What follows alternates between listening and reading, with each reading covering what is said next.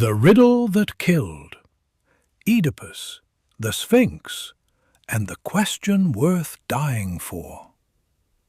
Greece, 500 BC. A creature sits at the only road into the city of Thebes. It has the body of a lion, the wings of an eagle, and the face of a woman. And it has one rule. Every traveller who wants to pass must answer a single question. Get it right, you live.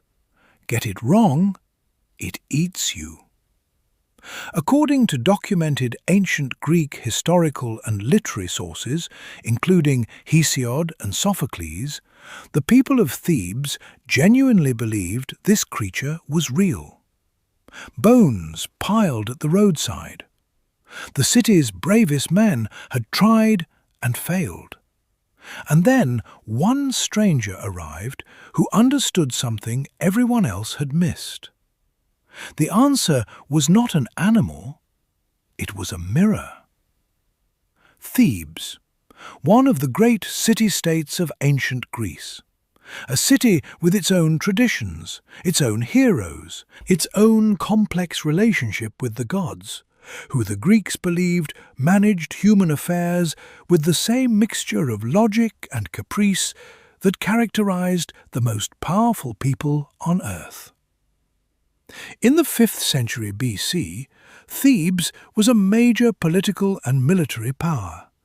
The city that would eventually, under the general Epaminondas, break the military dominance of Sparta at the Battle of Leuctra in 371 BC.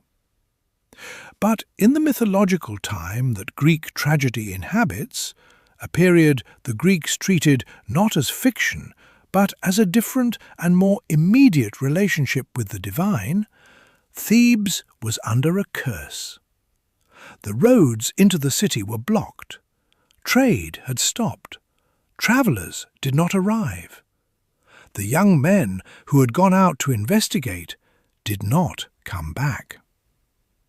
According to the sources that document the Sphinx myth, primarily Hesiod's Theogony, which provides the Sphinx's genealogy, and the plays of Sophocles, whose Oedipus Rex is the most complete surviving treatment of the full story. The creature blocking the road was not a natural animal. It was a specific creation, sent by the goddess Hera as a punishment against the city, a supernatural instrument of divine anger given physical form and a single, terrible function. For the ancient Greeks, this was not metaphor. The gods intervened in human affairs. Monsters were real. And the suffering of Thebes was real suffering, with a supernatural cause that required a specific solution. The Sphinx had positioned herself, and in the Greek accounts the Sphinx is consistently feminine, which carries its own significance in a culture where female power was both revered and feared. On the rocky heights of Mount Phycion, overlooking the road that connected Thebes to the rest of Greece. Every person who needed to pass that road faced the same encounter. According to the ancient sources, the rule was absolute and without exception. The Sphinx asked her riddle. The traveller answered. If the answer was correct, the Sphinx would allow passage. If the answer was wrong, and every answer before Oedipus had been wrong, the Sphinx killed and ate the person who had failed. The bones of her previous victims were, according to the literary tradition, visible around her position, a visible record of every brilliant, brave, or desperate person who had tried and failed.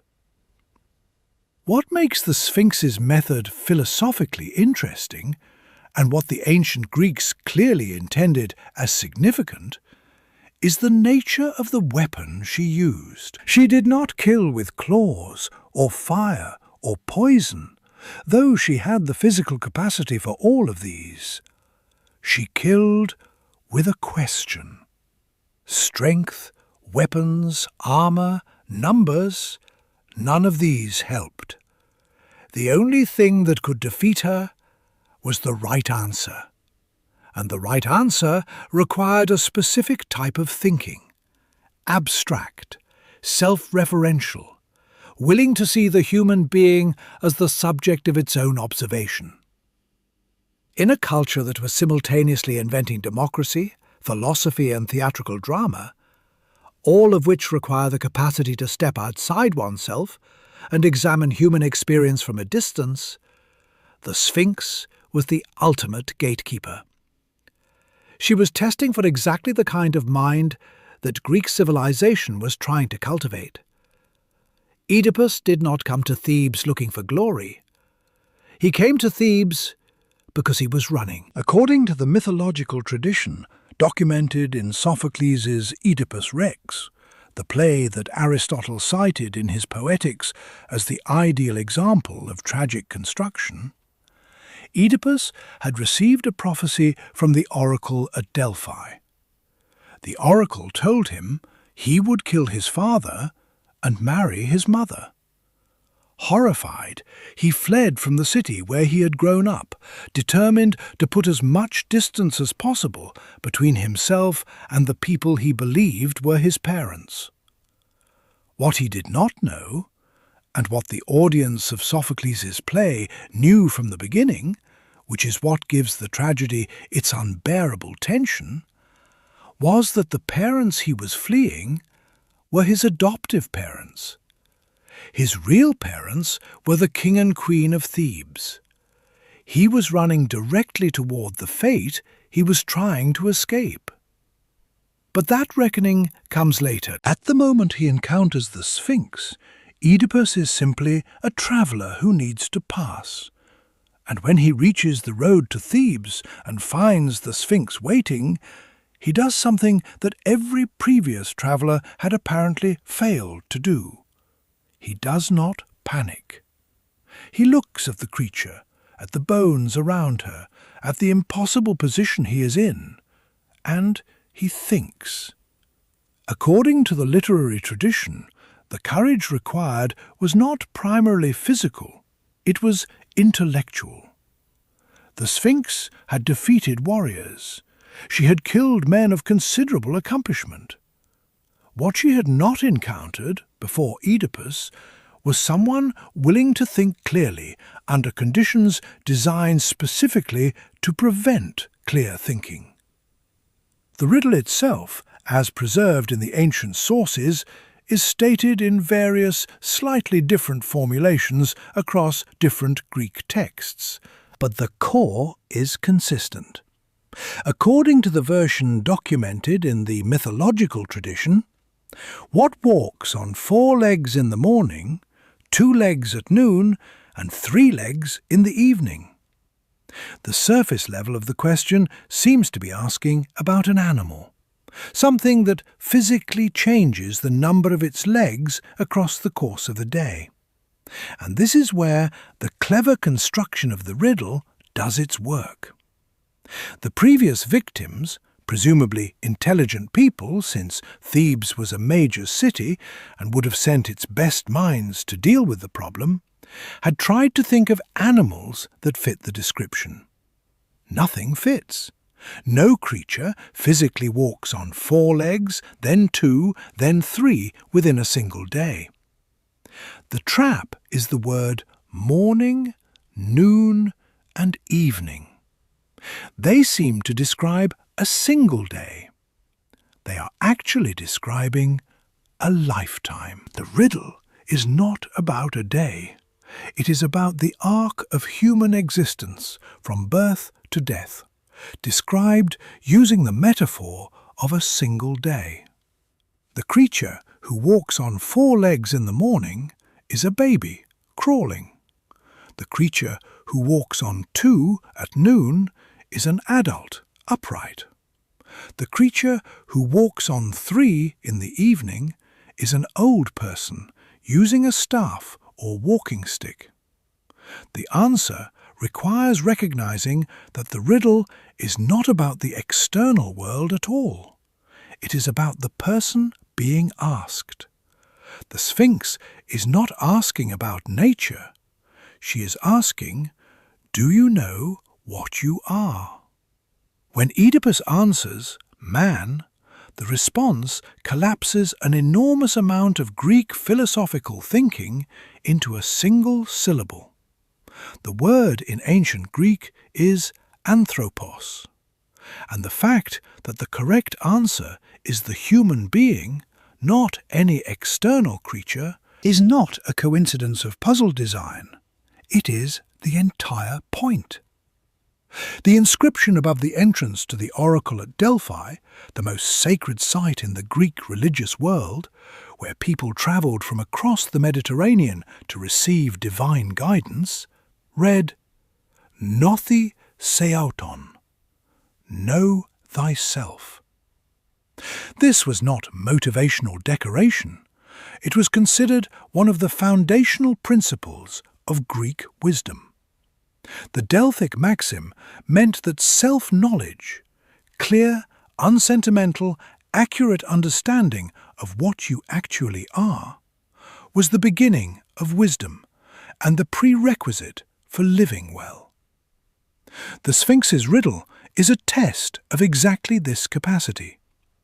She is asking whether the person facing her has the intellectual self-awareness to recognize that the mysterious creature described in the riddle is themselves. To answer correctly, you have to be able to see the human being as an object of observation, to step outside the experience of being human and look at it clearly enough to recognize the pattern. According to the ancient sources, when Oedipus gave the correct answer, the Sphinx's reaction was immediate and decisive. She could not survive being answered. Her power depended entirely on the failure of human self-knowledge. The moment that power was defeated, the moment a human mind proved capable of the reflection required, she had no further function. The ancient sources are consistent on what happened next. According to the tradition documented by Sophocles and confirmed across multiple Greek mythological references, the Sphinx, upon hearing the correct answer to her riddle, threw herself from the rocky heights of Mount Phycion and died. She did not fight. She did not attempt a different riddle. She did not flee. She destroyed herself. This detail is philosophically significant in a way that the ancient Greeks clearly intended. The Sphinx was not a creature who could be defeated by force. She could only be defeated by understanding. And once understanding had occurred, once her riddle had been answered and the power it contained had been dissolved, there was nothing left for her. She ceased to have a function. And in the Greek mythological framework, a creature whose function is gone has no existence to sustain. The people of Thebes, freed from the blockade that had strangled their city, received Oedipus as a hero. The king of Thebes had recently died under mysterious circumstances on the road, killed, though no one in Thebes yet knew this, by Oedipus himself in a roadside confrontation. The city needed a new ruler, and the man who had freed them from the Sphinx was the obvious candidate. He was offered the kingship. He was offered the hand of the widowed queen Jocasta in marriage. He accepted both. And this is where the deeper tragedy of the Oedipus story begins, because the wife he married was his mother, and the king he had killed on the road was his father, and the prophecy he had spent his life running from had been fulfilled in the very act of trying to escape it. For a modern audience, The Sphinx is clearly a mythological creature. No such animal existed. But for the Greeks of the 5th century BC, the relationship between what we call myth and what they called history was fundamentally different from the distinction modern culture draws. The Greeks did not have a separate category called mythology in the sense of stories that are not true. Their traditions, including the Sphinx, including the gods who sent her, including the heroes who faced her, were part of a continuous historical narrative that connected the present to a more immediate and more divinely populated past. Hesiod's Theogony, which documents the genealogy of the Sphinx as the daughter of Typhon and Echidna, was not presented as fiction. It was presented as genealogy. The physical evidence of the Sphinx's reality was, in the Greek mind, present in the landscape. Mount Phykion, an actual mountain near Thebes in the region of Boeotia, was identified as the specific location of the Sphinx's position. Travelers who passed that road knew they were passing the site where the events had occurred.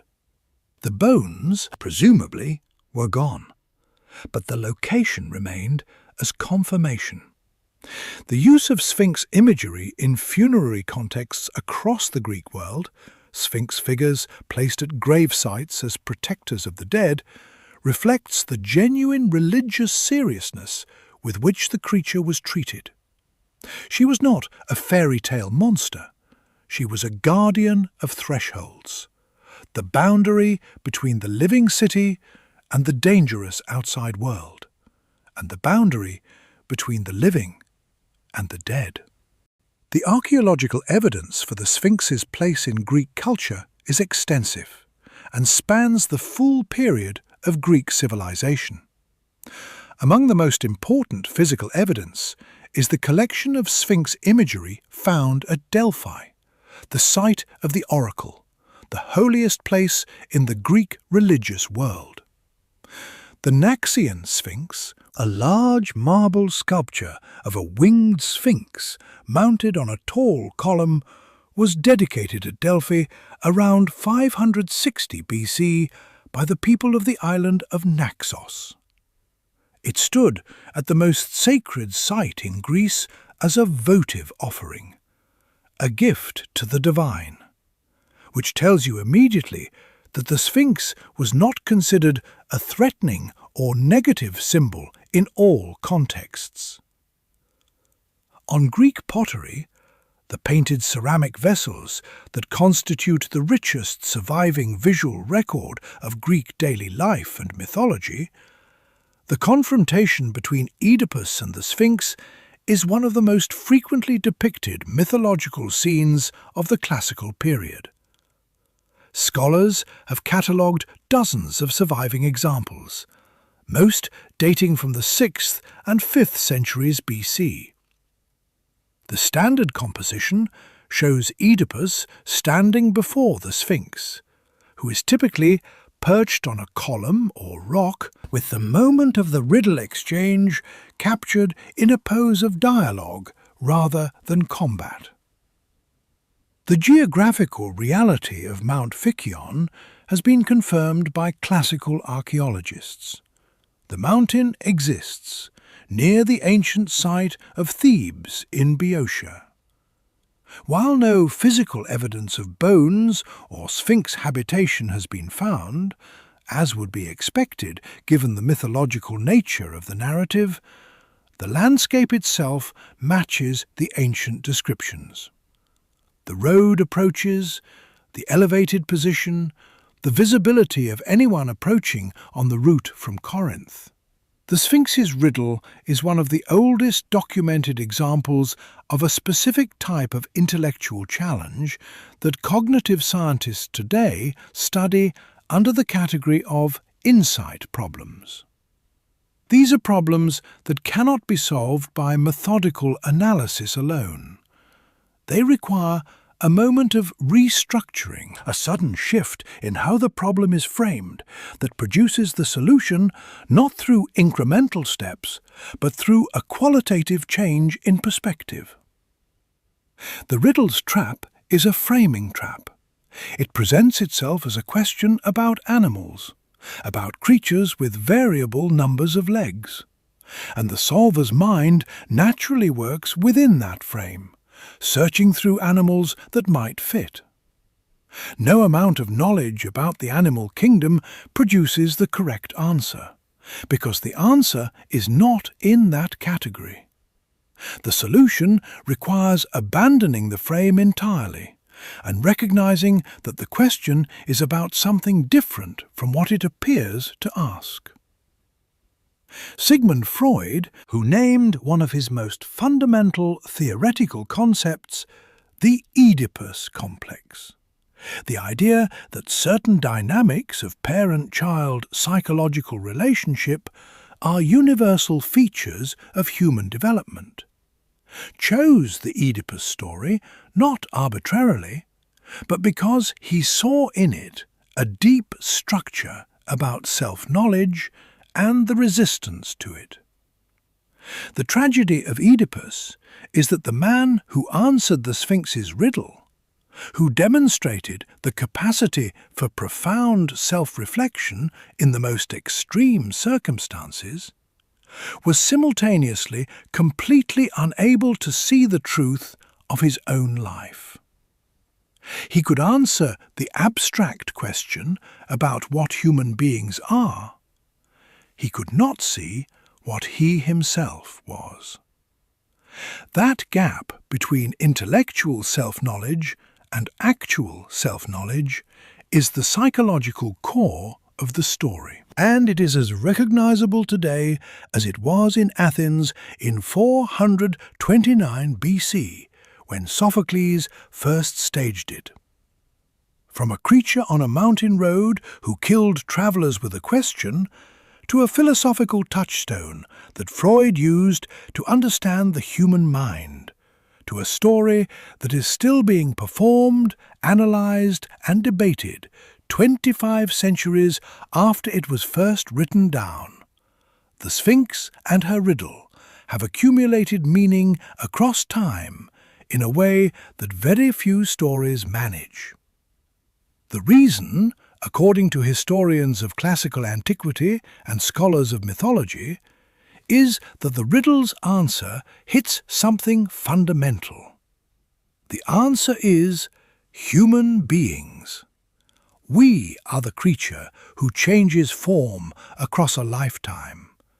We are the thing that the question is about.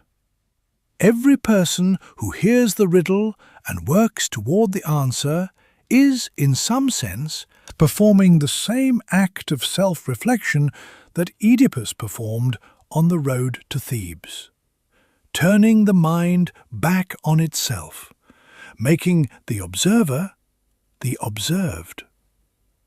The ancient Greek philosophical tradition that produced Socrates, Plato, and Aristotle was, at its core, an extended investigation into exactly this capacity. The Delphic instruction to know thyself was not a simple or comfortable command.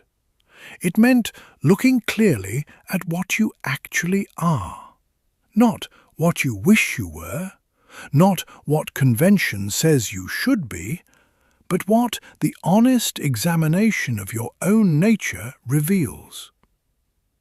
The Sphinx enforced that examination with the threat of death. Greek philosophy pursued it through dialogue and reason. The goal was the same. According to the historical and literary record, the people of ancient Greece embedded this story at the center of their culture, because they understood that the hardest question any of us will ever face is not asked by monsters on mountain roads. It is the question we ask ourselves, in the quiet moments when there is no one left to distract us from it. The Sphinx simply made that question impossible to avoid.